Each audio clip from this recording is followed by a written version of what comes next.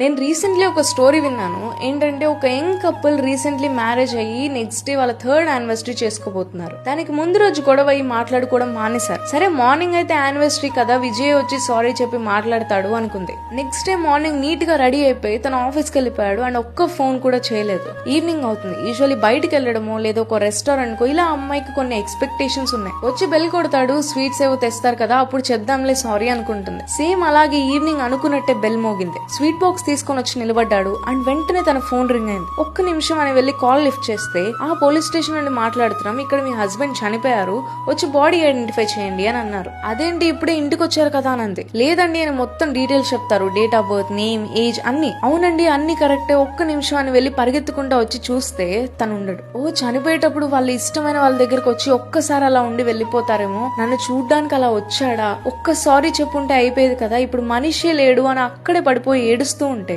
విజయ్ అప్పుడే లోపల నుండి వచ్చి ఏమైంది అని అడుగుతాడు. నువ్వేంటి పోలీస్ ఫోన్ నీకేం కాలేదా అని అడిగింది. అవును చెప్పడం మర్చిపోయాను, ఈ రోజు మెట్రోలో నా వ్యాలెట్ మిస్ అయింది, అది ఎవరికో దొరికినట్టుంది అని అన్నాడు. ఓ మై గాడ్, ఆ వ్యాలెట్ కొట్టేసిన వాడు చనిపోయాడు, సారీ చెప్పే ఛాన్స్ కూడా లేదనుకున్నాను, god had given me second chance, I'm very sorry అని చెప్పింది. తను ఏముంది మామూలే కదా అని కొట్టి పారేశాడు. కానీ తన వైఫ్ పాయింట్ ఆఫ్ వ్యూలో లైఫ్ ఎంత షాటర్ అయిపోయింది. So what I want to say is, తనకు వచ్చినట్టు అందరికి లైఫ్ లో సెకండ్ ఛాన్స్ రాదు. అందుకే ఇష్టమైన వాళ్ళ దగ్గర ఎప్పుడు ఈగోకి వెళ్ళొద్దు. ఎందుకంటే రేపు వాళ్ళు ఉంటారో లేదో, ఏ మినిట్ ఏమవుతుంది ఎవ్వరూ చెప్పలేరు. So don't let your ego ruin your relations.